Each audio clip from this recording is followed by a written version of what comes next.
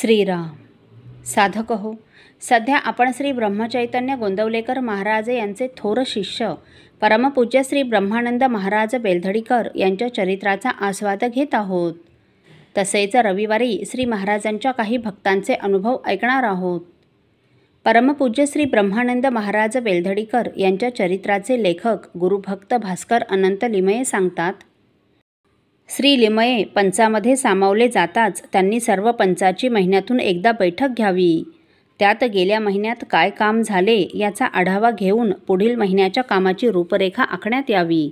अशा तऱ्हेने पद्धतशीर काम चालवावे असा आग्रह धरल्याने तो सर्वांना पटून त्याचा अंमल 12/7/1957 रोजी होऊन त्या दिवशी पहिली सभा झाली.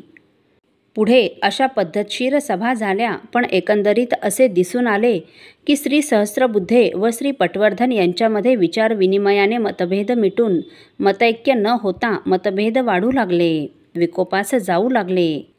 याबाबतच्या कागाळ्या परमपूज्य श्री तात्यासाहेब केतकर यांच्याकडे गेल्याने ते श्री आठवले यांना घेऊन 1958 सालच्या आराधना उत्सवास हजर राहिले. त्यावेळी त्यांच्या समक्ष वाटाघाटी होऊन साधक बाधक विचारात एक पंच कमिटी स्थापन केली. त्यात श्री गणेश त्रिंबक उर्फ रावसाहेब पटवर्धन राहणार कागवाड, श्री गुंडो चिंतामण सहस्त्रबुद्धे राहणार सांगली, श्री लक्ष्मण दत्तात्रय कुलकर्णी राहणार सांगली, श्री भास्कर अनंत लिमये राहणार सांगली, श्री महादेव गोपाळ कुलकर्णी उर्फ बंडोपंत कुपवाडकर राहणार सांगली यांची नावे होती. त्यात काही स्पष्ट खुलासा करण्यात आला होता, तो असा. श्री रावसाहेब पटवर्धन यांच्याकडे 12 महिन्याची व्यवस्था सोपविण्यात आली होती. त्यात पूजा सामान, नैवेद्यास शिधा, नंदादीपास तेल, झाडलोट, अतिथींची सोय भोजनासह यांचा अंतर्भाव करण्यात आला होता व खर्चाचा तपशील वर्षातून एकदा आराधना उत्सवापूर्वी त्यांनी पंच कमिटीस सादर करावा असे ठरले होते. पण थोड्याच दिवसात हे माझ्या हातून होत नाही म्हणून त्यांनी अंग काढून घेतले. आराधना उत्सवाची सर्व जबाबदारी श्री सहस्त्रबुद्धे यांच्याकडे होतीच, ती तशीच ठेवण्यात आली व उत्सवाच्या जमा खर्चाचा हिशेब त्यांनी एका महिन्यात पंच कमिटीस सादर करावा असे ठरले. इमारत, बाग यावर श्री लिमये यांनी लक्ष पुरवण्याचे आहे. रिपेअर व नवीन बांधकामाचाही त्यात समावेश होतो. बागेचा खर्च उत्सव व्यवस्थेतून व्हावा असेही ठरले. विनायक त्रिंबक उर्फ बापूसाहेब पटवर्धन यांनी सर्वांवर देखरेख करून सुरळीतपणे सर्वांकडून कामे करवून घ्यावीत असे ठरले.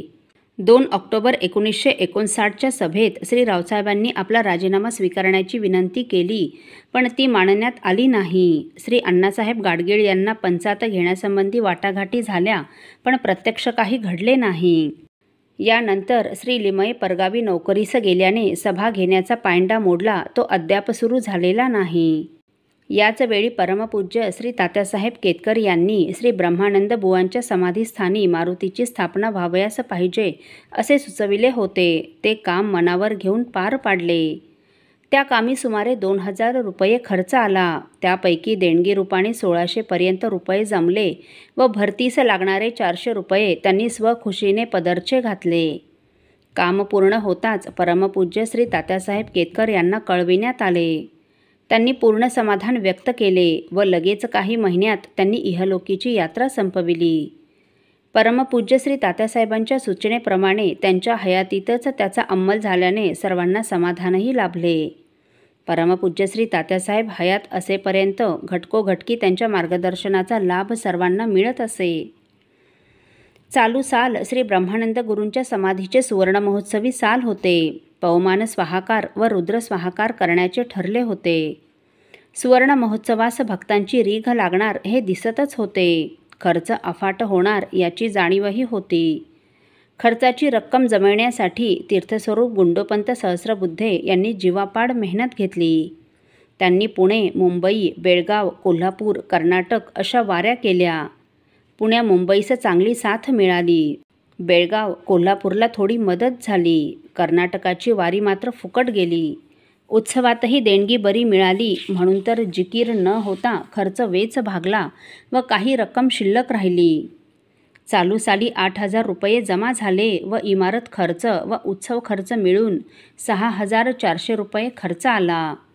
गेल्या साली 39 रुपये तूट आली होती. ती तीर्थस्वरूप सहस्रबुद्धे यांनी पदरची मेळ घालून टाकल्याने शिल्लक पूज्य होती. पवमान स्वाहाकार व रुद्र स्वाहाकार हे दोन्ही कार्यक्रम सांगलीचे श्री दत्तभटजी टिळक यांच्या नेतृत्वाखाली समाधानकारकरित्या पार पडले. अन्नदान भरपूर झाले. 3 दिवस 1000 तर पान झाले व एकंदर पात्रसंख्या 5000च्या पुढे गेली.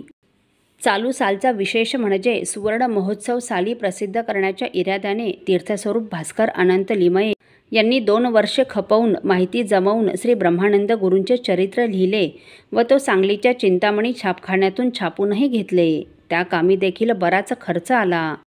त्या कामी श्री सहस्रबुद्धे यांनी 500 रुपये, श्री गाडगीळ यांनी 500 रुपये व श्री अहमदाबादचे श्री गोखले यांनी 1000 रुपये बिनव्याजी दिल्याने ती कामगिरी पुरी होण्यास फार मदत झाली. या सर्व चांगल्यात संस्थेच्या दृष्टीने वाईट एवढेच झाले की आजारामुळे श्री सहस्रबुद्धे यांना उत्सवास येता आले नाही. एवढेच नव्हे तर उत्सवानंतर 10च दिवसात ते स्वर्गवासी झाले.